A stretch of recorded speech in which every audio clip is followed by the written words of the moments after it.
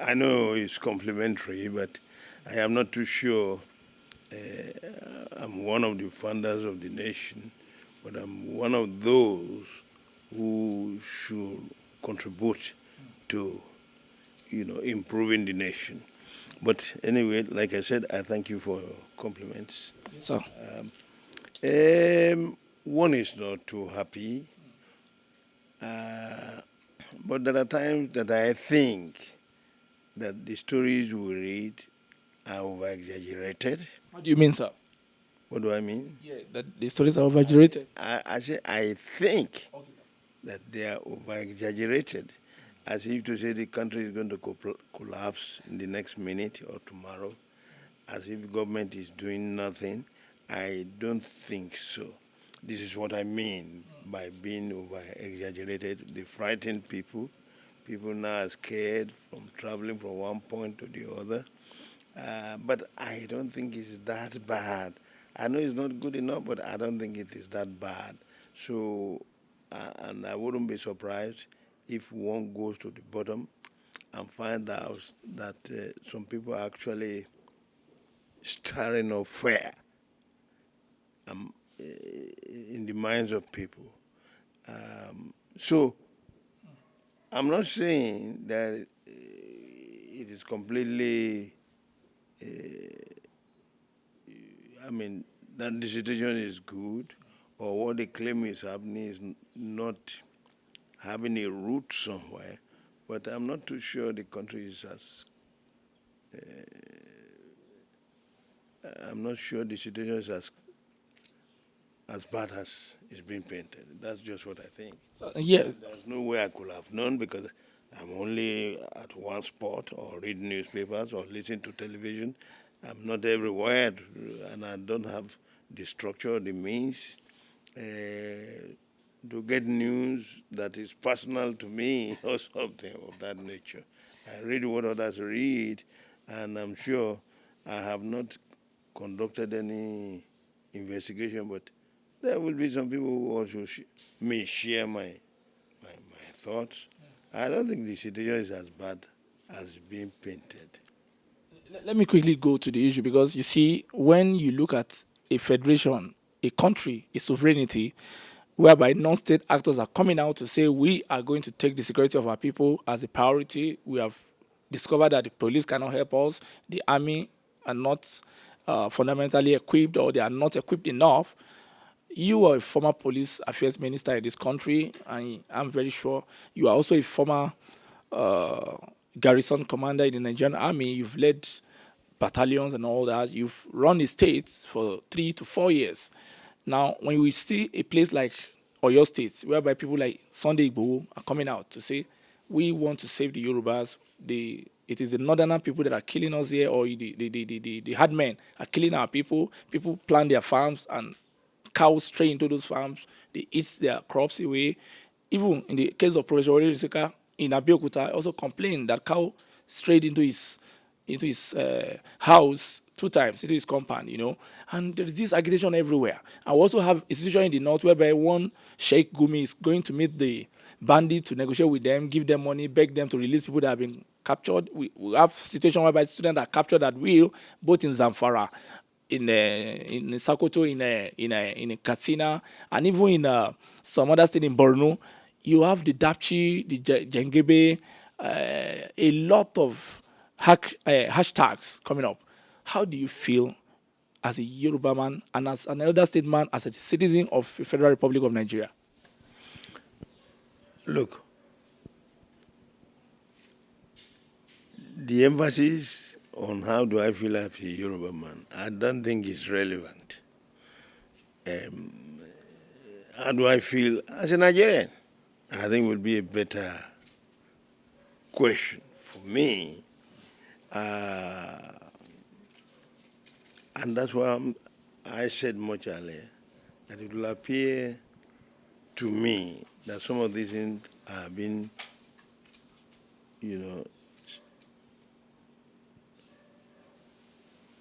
been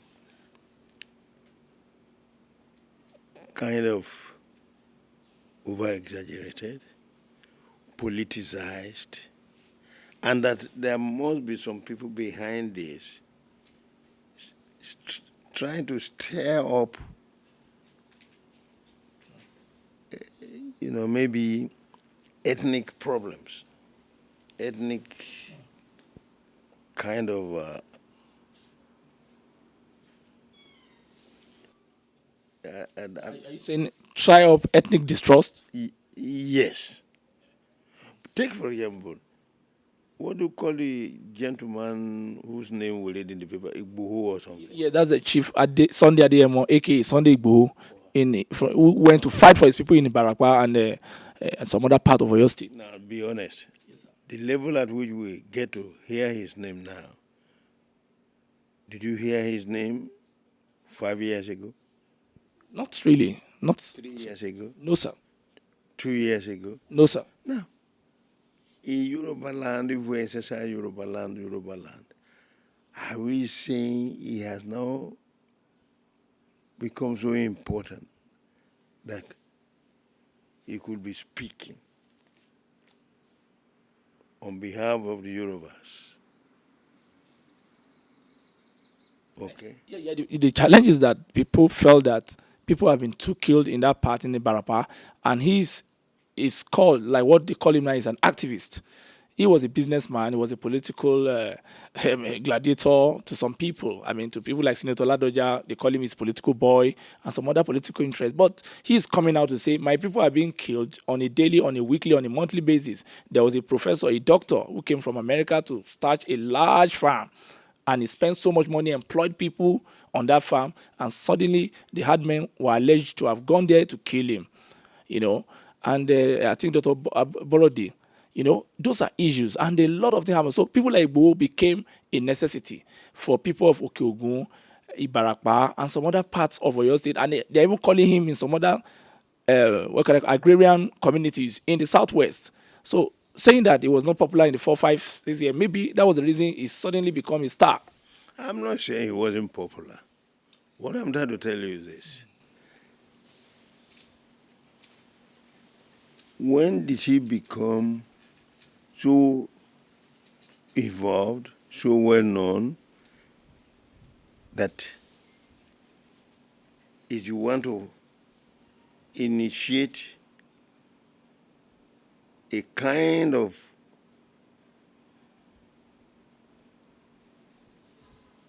leadership of the Yorubas, where people like Chief Adebanjo, who has been in the forefront for years.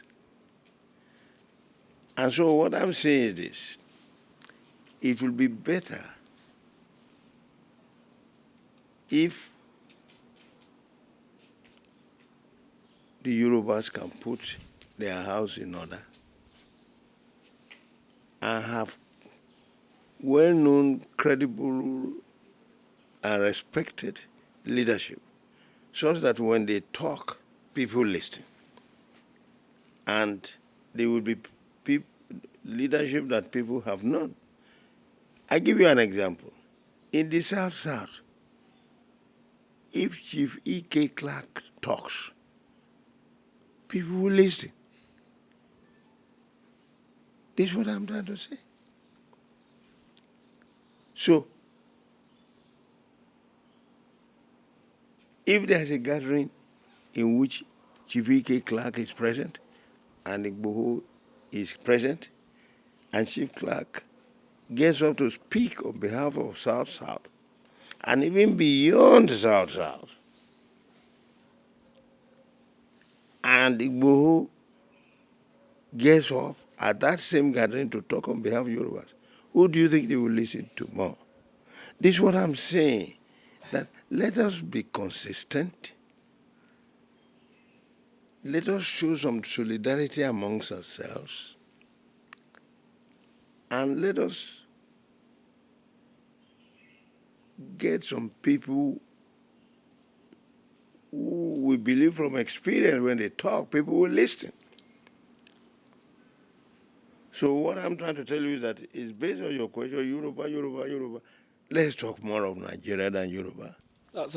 Honestly, you have a point, sir, that because of our sovereignty, of course, we trust ourselves. And from your first reaction, sir, that maybe there's a kind of intrusion to create an ethnic strife among us. But if you look at the issue, you're talking of the Yoruba leadership. It appears that the Yorubas are so complex, and a lot of people have their own voices. And wherever their voices, a lot of Yorubas will respect money.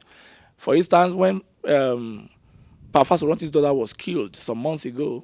Papa Soronti, that's one of the leaders of Afenifere. His daughter was killed gruesomely on Lagos Ore way, and till today, there was, I think there was some people arrested, but one of the Yoruba leaders, people that we think is a leader, in place of one Senator Asiwaju Bola Ahmed, was saying that where are the cows, where are the everything, and eventually when they caught those people, they discovered that they were hard men. They were not Yorubas, they were not Igbos, they were not any other tribe than the herdsmen.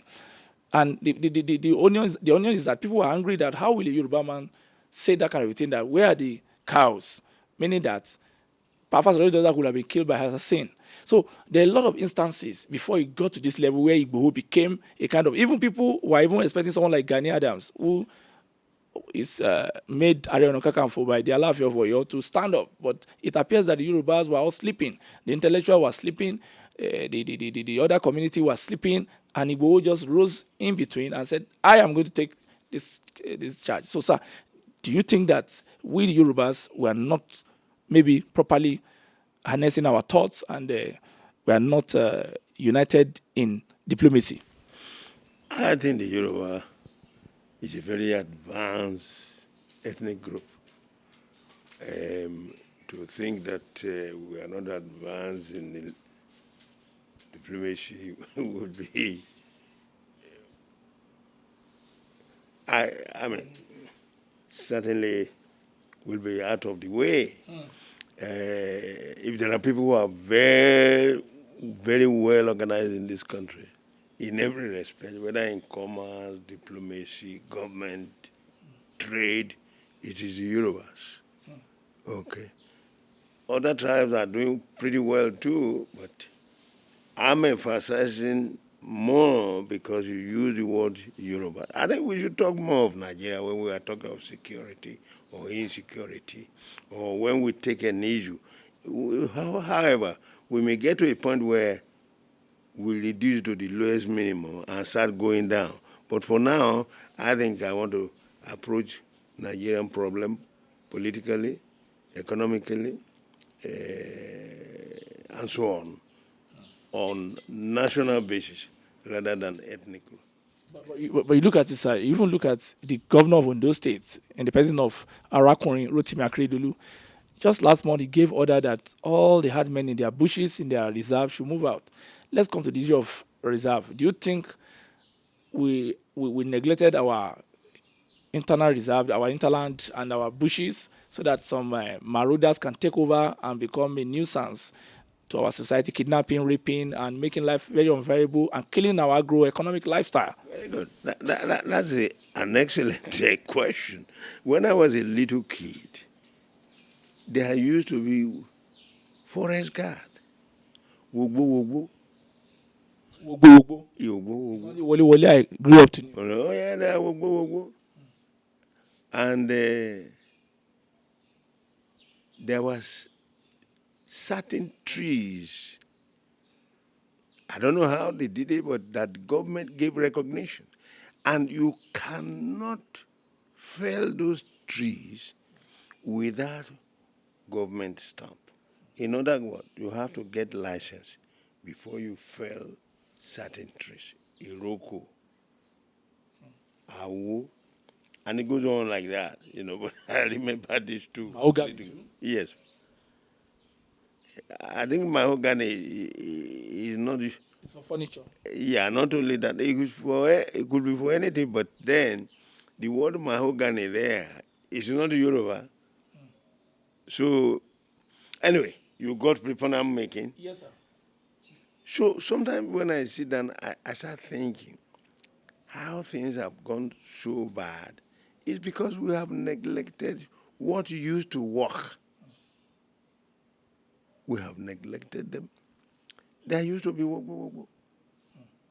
Okay? So what I'm trying to say is that if that tradition was still on and people were not careless, then the herders wouldn't even have been able to occupy any forest. How did they get there? What were the people looking at when they were going there and later made the place their domain or the residential area or operational area? How? So if you look at it critically, you find that the people within that area too connive these people by giving out their land and forest.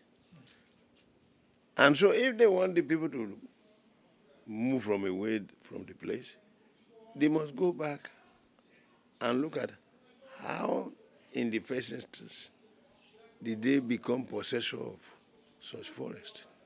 Maybe they demanded certain things from them, and these people, provided what they requested for. Therefore, if they want the forest back or you want them to come out, they should call them again and discuss. It's either they return part of what they took from them before they were allowed in. And you said they should diplomatize with the herders and the people that are not very familiar with their own culture.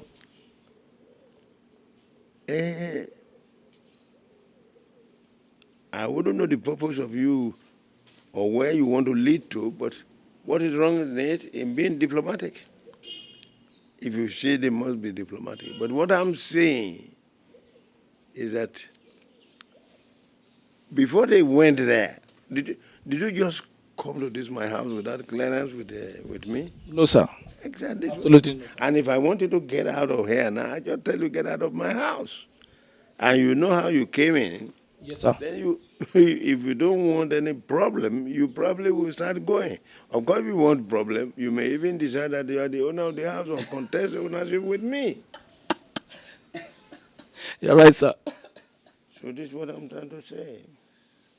Sir, but going back to those days of wogbo, the aspect of taking care of our forest, the forest guard, taking care of our forest environment.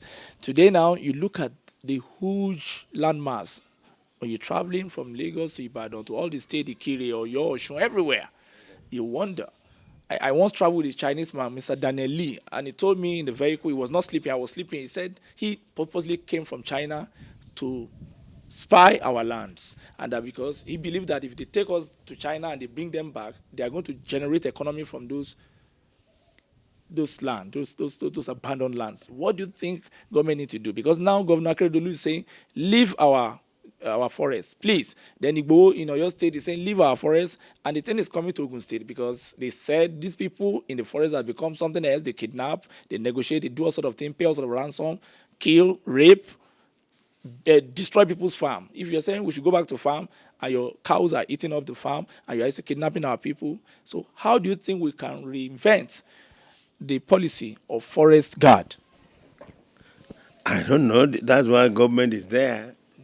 That's why government is there. And even if things will even be simpler today and easier, how did Awolowo do it? It was Premier Western Region. Yes, sir. Premier. And things were working well. People may argue that the population has increased. If the same system and the same tempo had been followed, that is how administration of government will also have increased. Okay?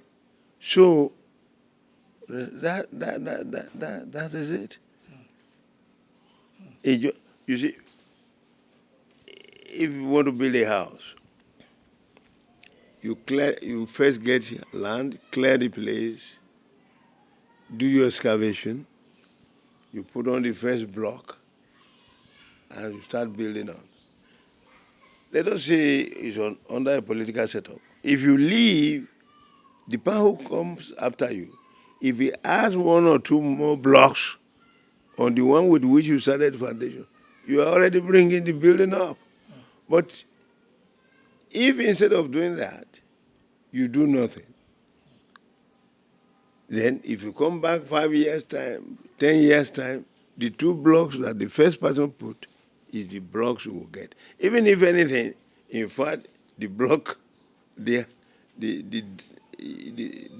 block may in fact be washed away by erosion. So you need continuity. You need efforts. Okay? And this is why there is selection over a period of time, and repeat, so that new ideas can come up. But we seem to be moving backwards here. So some of the problem we have. So there is also the two narrative. A narrative says it is the northerners that are among us that are giving us this crisis. Then another narrative, which I want to believe, which the Mr. President also espoused, is that there are some Fulanis coming from Chad, coming from the the basin area, some other places, coming from Niger. They are the ones straying into our country, hibernating in our bushes, and creating nefarious economic strategy of kidnapping, raping, and killing, and destruction of our development. So do you believe the second, or is it the first one? Because I want to know where you stand, sir. The point is this: this country should be ruled by law. If there is law and obedience to the law, enforcement of the law, punishment for those who transgress against the law, I'm sure what we are seeing would be reduced. There is no society where, that is crisis-free, 100%. But what reduces crisis in society is discipline, punishment. Okay. So, But do you buy the idea in a country whereby the bandits, the security agencies say we don't know where they are, and a sheikh can come out and go and meet them and beg them and start even giving them money, trying to even telling us that if coup plotters can be pardoned, that why shouldn't we pardon the bandit? When you talk about punitive measures in order to create a good, just equal society, egalitarian society, do you think Sheikh Gumi is doing the right thing? People like that who are binding and relating with the bandits. I wouldn't comment on any individual. There's government in this country.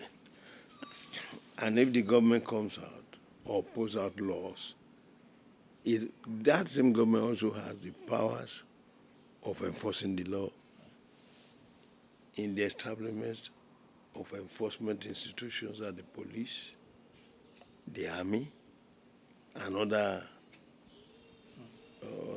Security agencies. Security agencies. Those people should ensure they enforce government's regulations.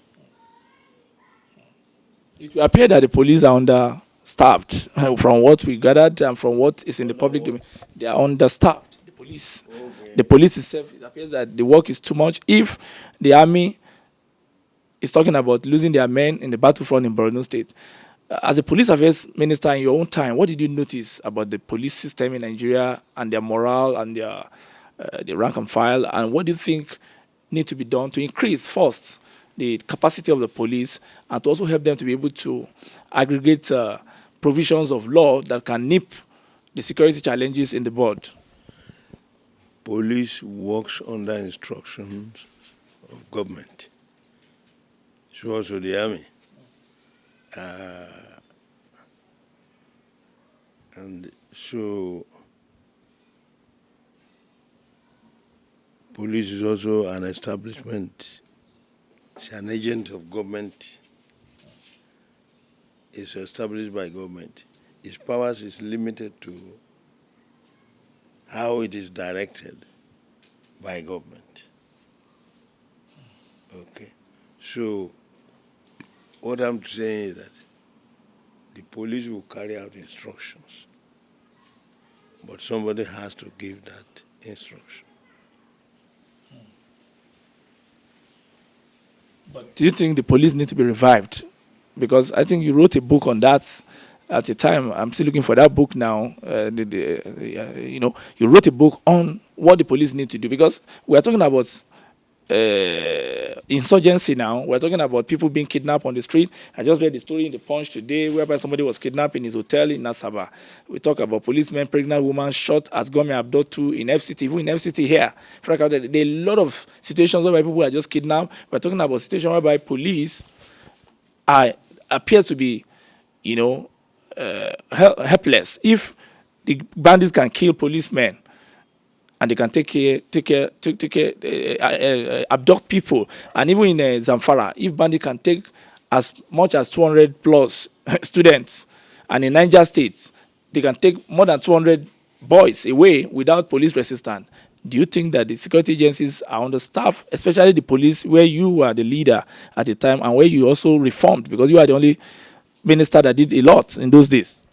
This is a complicated subject. Very, very complicated. How complicated, sir? Complicated in the sense that, look, you came in here. Did you anticipate any problem? No, sir. Good. So, you can't police this country to the extent that you just go and put some police somewhere thinking that, oh, kidnapping may happen here in the next 1 hour tomorrow. It is when it happens now we get to know through newspaper, television, and so on. So what I'm trying to say is this. These things can be reduced, but to eliminate them completely will be almost impossible. But what happened to intelligence gathering? I mean, the police, before we used to have CID, you have to have plain cloth policemen. Even in the DSS, we have the secret police, but let's even go to the real police. In the real police, we have all segments. We used to have the SARS that deal with anti-corruption, that deal with anti-robbery, and we have the CID. What happened to the CID? People who go into the crowd, into places to listen, to get information, even to be up to beer parlors. So what happened? First of all, this is why they say that for police to succeed, the whole society must be involved. Because all that you mentioned now, it is the society that goes to those places. It's Nigeria you find at the various bars, drinking houses, cinema houses, schools, universities, markets, and so on. And since all these offenses are committed in these places, it is where you will have the information. You cannot have police everywhere, but you can have informants who will give information to the police. If these informants don't do what they ought to do as citizens, police too are human beings. They are like you and me. They are Nigerians. Okay? Yes, sir. So I don't know whether you understand what I'm trying to say.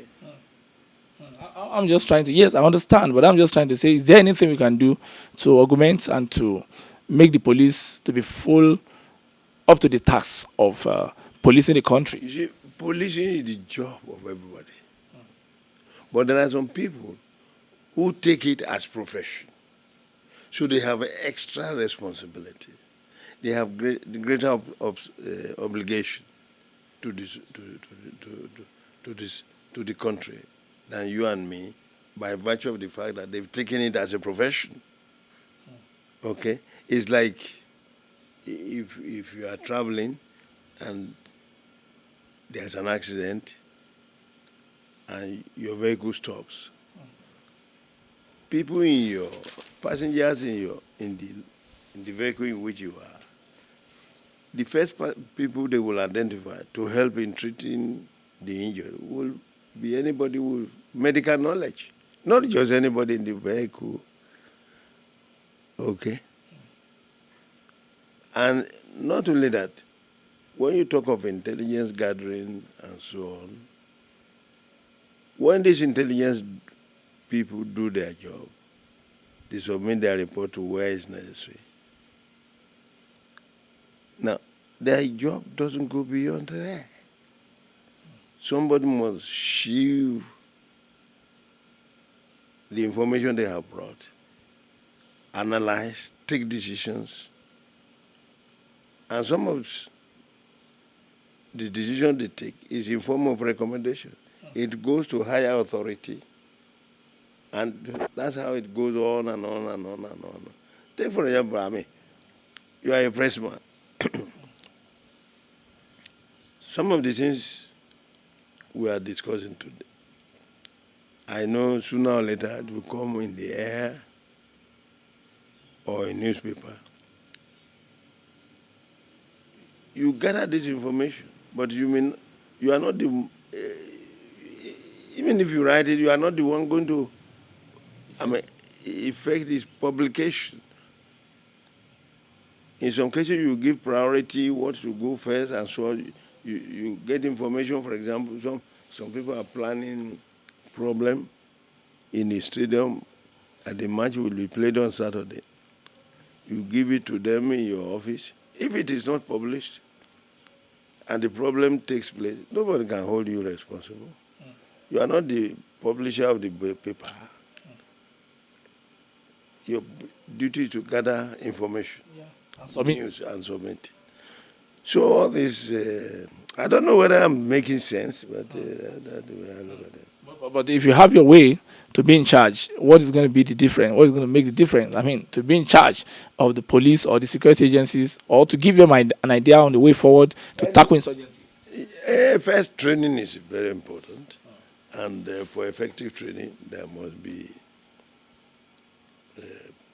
proper plan. And proper plan to be executed. There must be finance. And so a lot of things are involved. The last time I spoke to you, we actually spoke about Amotekun. Now, looking at Amotekun, in some instances, it appears that they are not getting it right. People are even saying that the herdsmen are even overpowering some Amotekun, and that some are even, they are not giving the proper orientation. That was what gave to the birth of non-state actors like SUNDAY Igboho and some other people like you that are coming out. So do you think Amotekun, which is a southwestern Nigerian security outfit, should be put in the hand of people like Igboho, or the other way around? I don't know Igboho. I have not come across any Amotekun. But I can tell you, I told you at that time, that it is not likely to succeed. Yes, I remember. I told you at that time. And what prompted me to say that was that merely calling big name to frighten people without basic preliminary work won't make it succeed. You need to train the people. You don't just bring anybody and say he's a security man and expect effective security. Gate men that we have are not, they just open the gate, ask whether Oga dey, Madam dey or not, dey. If one man just bring an ordinary stick or cutlass, you find the gate man will disappear. So you need training. This what do you call it? Amotekun. Where their training camp? Where their training station? So they need training. They need coordination. They need the structure. What is their structure? I want to believe.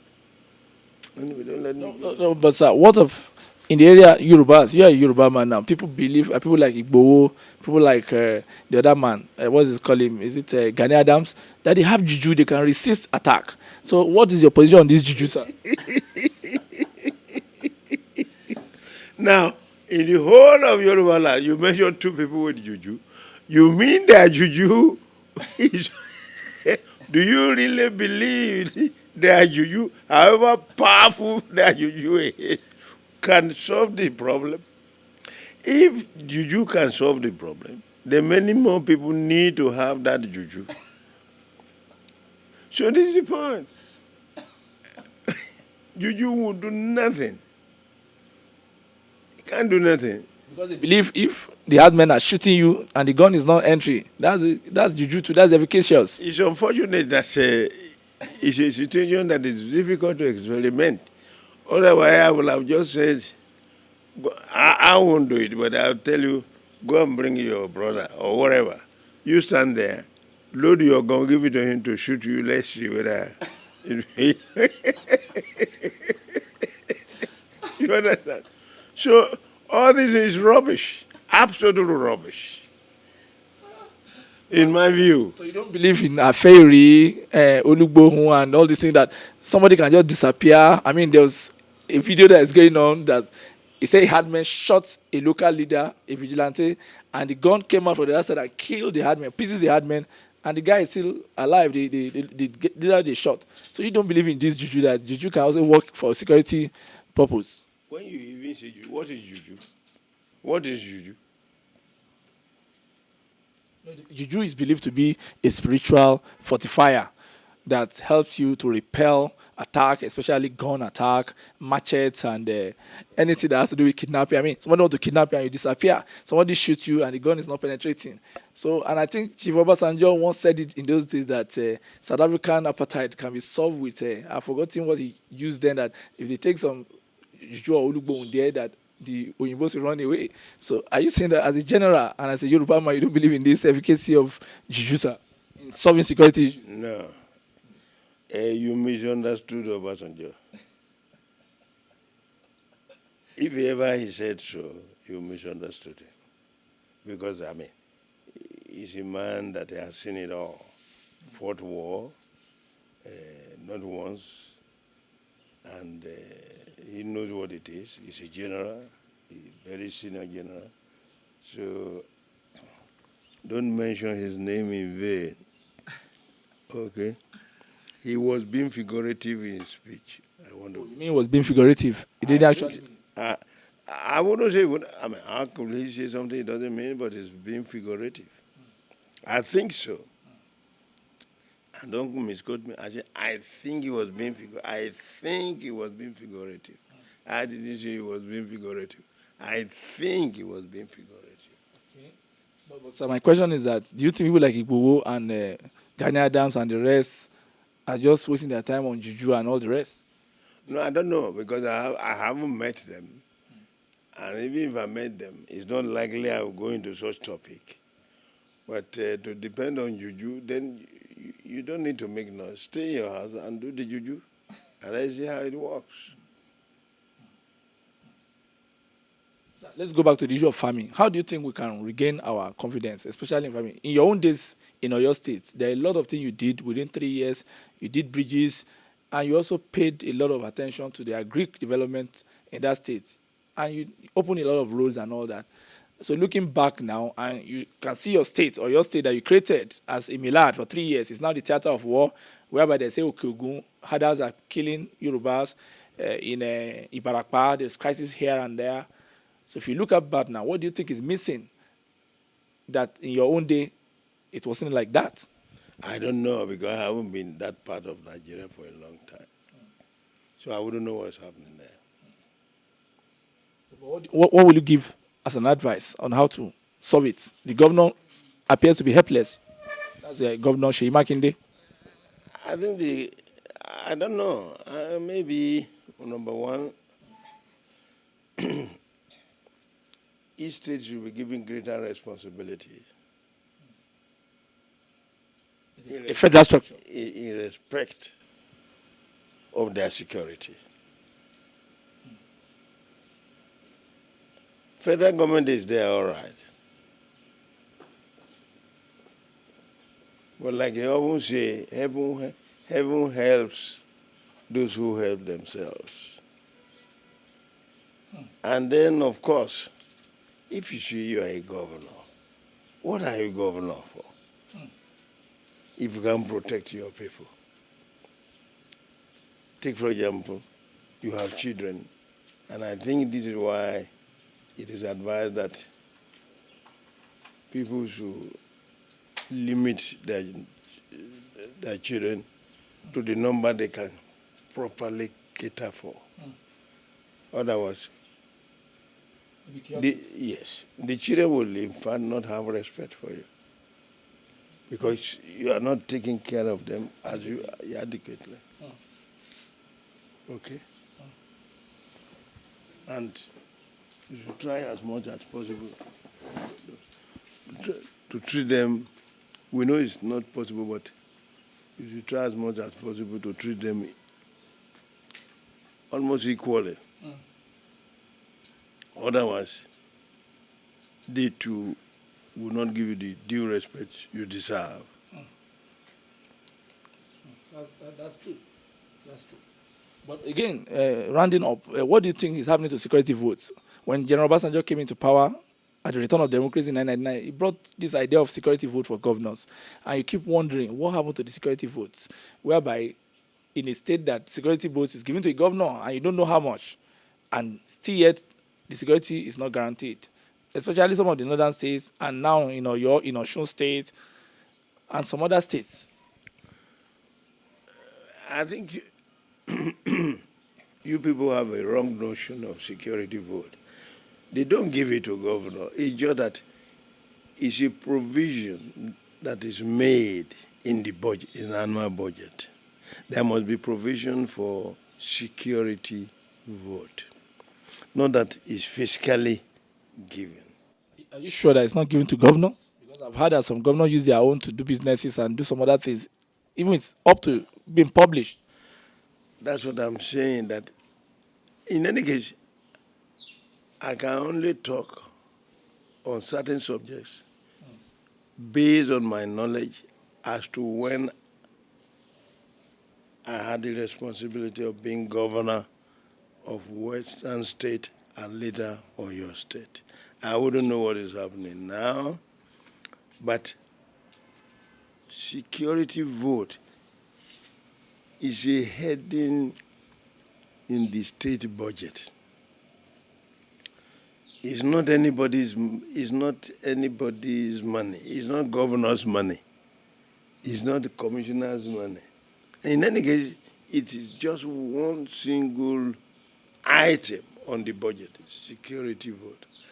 And it will appear that our politicians don't even know its historical origin and how it is to be used. Security, you see, in government, there is no establishment in the world that is as powerful as government. And so no reasonable, no sensible person will fight government, at least openly. So what happens is this. Sources available to government for information. No organization has such facility. So apart from police, security, intelligence, and so on, giving information to government, you do have some individuals within the society who do a lot in any sphere of responsibility. Ordinary mechanic on the street, some beggars somewhere, some people who do catering. Now, some people go to these bar attendants or go to hotels. They go and hold meetings and drink. They call these barmen, bring drink, and so on. So what I'm trying to say is that there are some people who get information that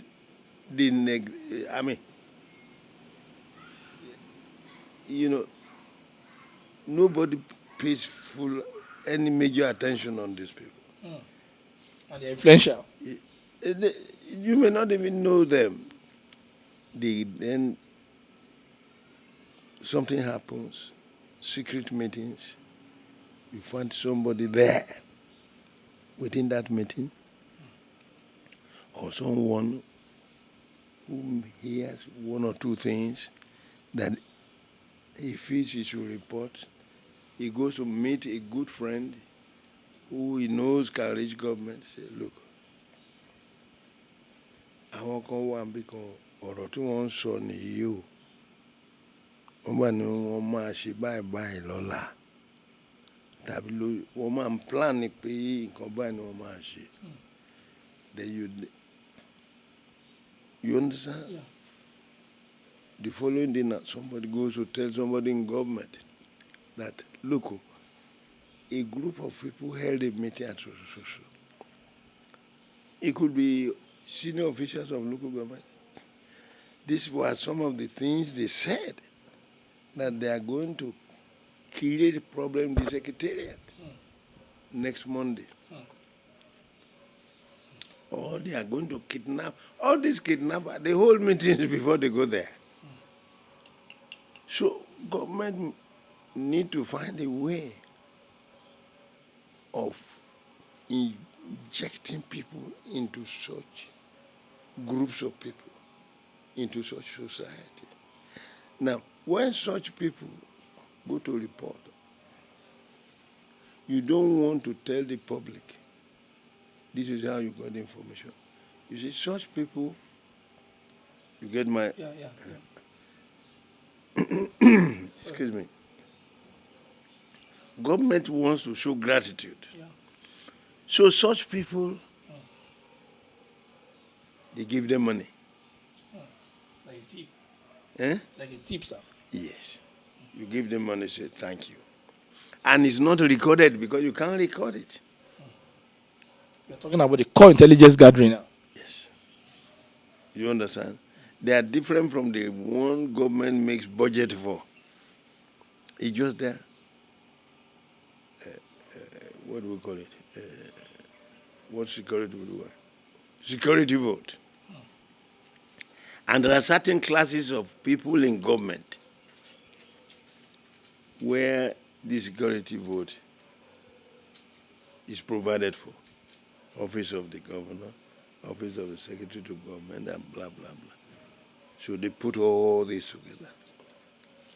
And such people, like you come now, you tell me a story, you had these two people planning how to burn my house, and, then I can then say, please, when you finish, thank you very much, I give you 5 naira. It's not going to, they will record it, okay, but not subject to audit. Not subject to audit, I understand now. Comprehensively. Not subject to audit. And this is why these people who came after, which government was that, where so many people went to jail? I hope it's not General Abacha. No. Okay, is it okay? Yeah, General Murthala.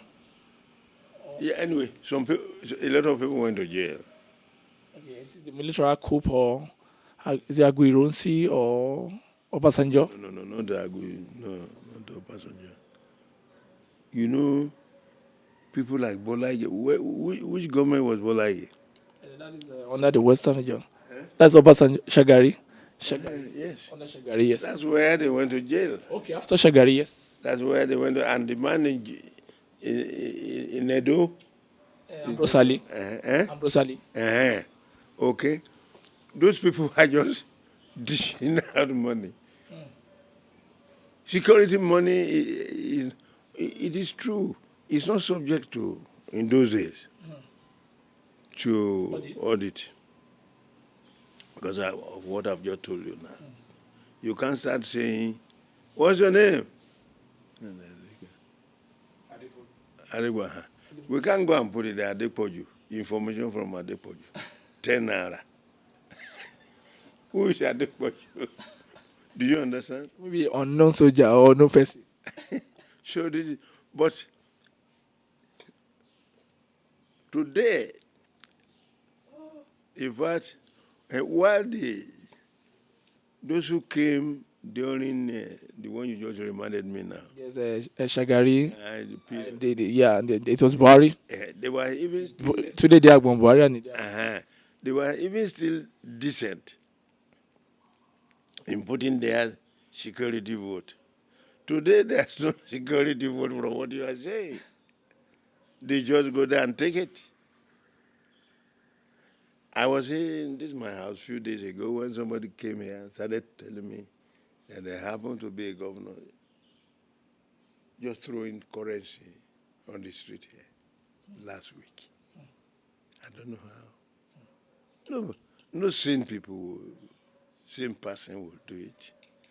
And you cannot see that done in any civilized society. This annoying. Throwing currency on the road to do what? Is it to appease people or to make people happy? And this is government money. And there are still some things we do here that one finds it difficult to explain. For example, how you just start distributing naira in the market. How do you decide who is qualified? Have you heard that? Yes, I've heard that. I've seen some. Money of farmer Trader money or something. or trader money. Or money or something like that. Trader money. I should be entitled to trader money. Don't you think so? Yes, you should, because you're a trader too. At least from retirement. Maybe you don't need. I'm a journalist, but that is journalist money too. I need to buy equipment, do my job. Yes. So these are issues that abuse the integrity of government and governance. So this is it. Now, if you are to give an advice to 36 governors in Nigeria, you are in a hall and you have to hold the microphone like I'm doing now, and you are going to advise them. What are you going to tell them to do? I mean, 36 state CEOs, both in the southern Nigeria and the northern Nigeria. How you tell them to go to rule their states, especially in a situation whereby it appears that everybody depends on Abuja. Everything Abuja. Everything in Abuja. Agric Abuja. Security Abuja. Finance Abuja. So what are you going to tell the governors to do, especially in the area of security and management of their states? You should have got. I don't know what I'll tell them to do, but maybe there are a few things I could tell them not to do.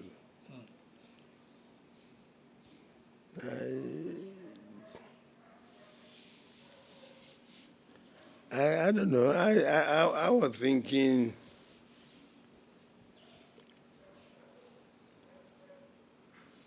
when they were discussing about zoning this country that we probably should have moved from almost centralized government to decentralized administration through, you have federal government in the center, then you have zonal, where you have 2, 3, 4, or 5 states, and then local governments. You're talking about restructuring again. Yes. I was thinking so. And so I was thinking that it would have been a little easier rather than you have the center here, 36 states.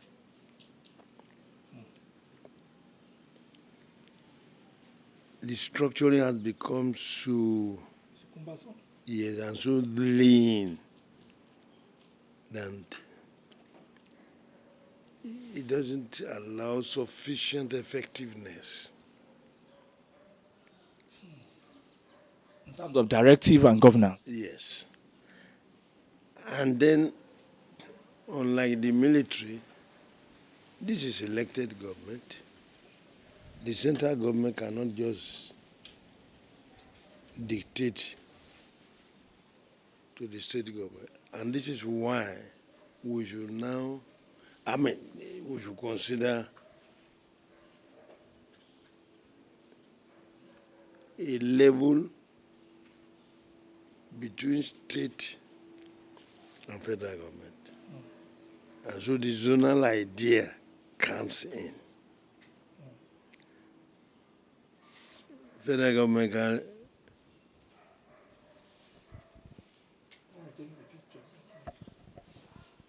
it cannot proscribe a state.